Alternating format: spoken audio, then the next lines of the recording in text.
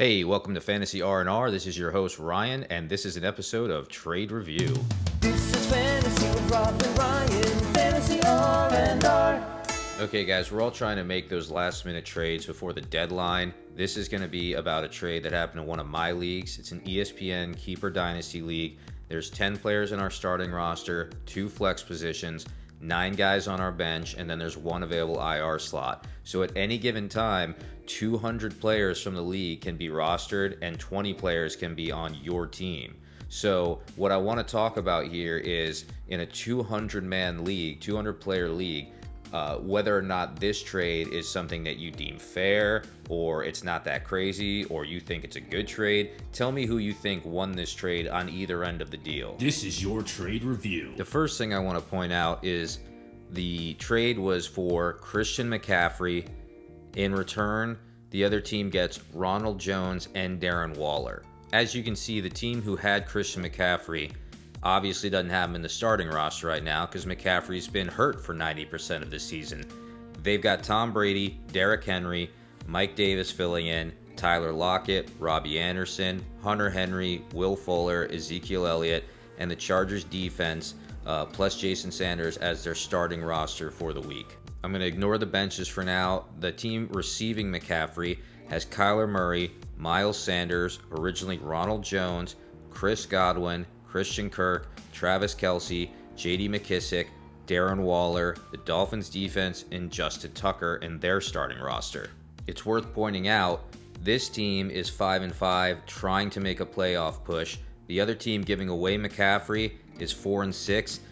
Playoff push is a long shot in this league based off the division standings, and they're probably not going to make it to the championship. They might be looking ahead to next year or simply thinking, I can make a push with these players instead of waiting for McCaffrey to come back. Initially, I thought this was a decent trade. The guy who wanted McCaffrey called me up, and he was wheeling and dealing with the guy who had McCaffrey, and he's asking me, what do you think of this? What do you think of that? How about this guy? How about that guy? He sent me this. I sent him that. And basically where it all ended was this guy says, I'm going to send him Ronald Jones and Darren Waller for McCaffrey. Now, it's worth pointing out, he was actually a little apprehensive to send the trade. He's got Travis Kelce, the number 1 tight end in the league. Darren Waller is the number 2 right behind him.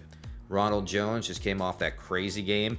He's been a little wishy-washy in the Arians offense with him and Fournette kind of switching off time. But Ronald Jones is still a formidable running back in a season and league where a lot of these running backs are hard to come by because of injuries. Now, tight ends haven't been great, but this is kind of why I think it's a good trade. Darren Waller is the number 2 position rank here. He's behind Kelce. You're not going to get anyone as good as Darren Waller at the position. Next few guys are real far behind on their points per average for the season. Hunter Henry is at 11. Higbee started off fast, and now he's fallen off, and Higbee is on this guy's bench. So he's looking at Darren Waller like, this could really help my team out. On top of that, Ezekiel Elliott and Christian McCaffrey were really his 2 main running backs for the past few years. He doesn't really have either of them at the moment because of the way the Dallas Cowboys offense is struggling. Ronald Jones presents him with an opportunity to put in a running back that can break 100 yards. I think that's something to be said for right there. On the flip side of things, the team receiving McCaffrey really wants to make the playoffs this year and has been having trouble starting Ronald Jones. He's been going out and shopping other running backs. So with Ronald Jones mostly staying on his bench and knowing he's got the number 1 tight end in Travis Kelce, these are the 2 guys he wants to shop. Ultimately, the trade's accepted. This guy gives away McCaffrey for Waller and Jones. And then all of a sudden we have someone else in our league who changes their team name to basically voice their displeasure with how bad that trade was. The issue here is that we can vote to decline these trades as a league. And if no one puts them through, I'm going to uphold the trade. I'm not going to decline a trade between 2 grown adults and fantasy owners just based off my personal feeling about the trade. I do get a vote in the league, but I wait for everybody else to voice their opinion first. I'm not going to sit there as an unbiased league owner and say, well, I don't want you to have that player because I'd rather have him. If those 2 guys agree to that trade, I think they should make the trade, and I'm the one that has to uphold it. That's my responsibility. On top of that, I'm looking at this like Christian McCaffrey has been out for 90% of the season. There's no actual guarantee that he's going to come back and play any games this year. And there's never a guarantee that next season he's going to come back and be the same McCaffrey he was the last couple years. These are just the facts of life and the facts of football. One of the main gripes I have with the team that voiced their displeasure is I had actually offered that team Deshaun Watson and Saquon Barkley for DK Metcalf. Now remember, this is a dynasty keeper league. Those are two big names for one big name. Conversely, I had actually offered the guy who had McCaffrey, Deshaun Watson and Saquon Barkley for McCaffrey. And I had told him the same thing. This was before McCaffrey's second injury. I said, well, you can turn it down, but there's no guarantee that McCaffrey is going to come back and play this year or next year. And I think Watson and Saquon Barkley are talents with upside, and they're in kind of the same situation. Barkley is coming off a bad ACL injury. Who knows if he plays next year? I thought it was a decent trade. That got turned down. So after this second injury, McCaffrey's stock lowered even more, and this team decided, well, okay, I'm going to get what I can get for him.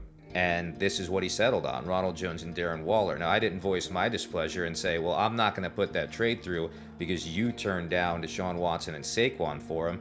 I'm just going to let the trade go through. I think the thing that made this so dramatic is how there were big names involved, like McCaffrey. In any other trade, it's been really dink and dunk for our league. DJ Moore for Christian Kirk, Lamar Jackson for Aaron Jones. You give what you get what you give. This is one of those things I refer to as a speculative trade. You don't really know what McCaffrey is going to do for the rest of the year, if he's even going to be able to come back and help your team right now. So whoever has a win now mentality or a build your team for next year mentality, they're going to play off that personality and make their decisions based off of that. I say if you can take McCaffrey next year and you don't need him this year, you're looking at a team with Kyler Murray, Christian McCaffrey, Travis Kelce, Stephon Diggs. They're all on the same team. I mean, that's a really powerful team right there.